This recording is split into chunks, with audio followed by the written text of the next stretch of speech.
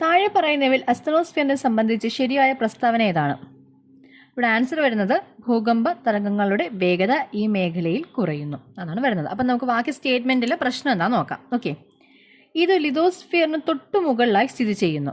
Actually ലിതോസ്ഫിയറിന് താഴെ ആയിട്ടാണ് എന്ത് കാണുന്നത്? അസ്തനോസ്ഫിയർ കാണുന്നത്. ഓക്കെ, ലിതോസ്ഫിയർ എന്ന് പറയുമ്പോൾ നമ്മുടെ ക്രസ്റ്റും മാൻഡിലിൻ്റെ അപ്പർ മാൻഡിലിൻ്റെ കുറച്ച് ഭാഗവും കൂടെ വരുന്നതാണ് നമ്മൾ ലിതോസ്ഫിയർ എന്ന് പറയുന്നത്.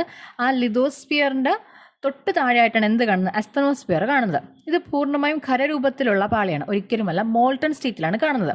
അതായത് ഒരു വെള്ളത്തിന് മുകളിൽ നമ്മൾ കുറച്ച് ബ്ലോക്സ്, ഒരു വുഡൻ ബ്ലോക്സ് കൊണ്ട് ഇട്ട് കഴിഞ്ഞാൽ അതിങ്ങനെ കിടന്ന് ഫ്ലോട്ട് ആവും. അതുപോലെയാണ് ഈ അസ്തനോസ്ഫിയറിൻ്റെ മുകളിൽ ലിതോസ്ഫിയറിക് പ്ലേറ്റ്സ് അല്ലെങ്കിൽ ലിതോസ്ഫിയറിക് ഉള്ളത്.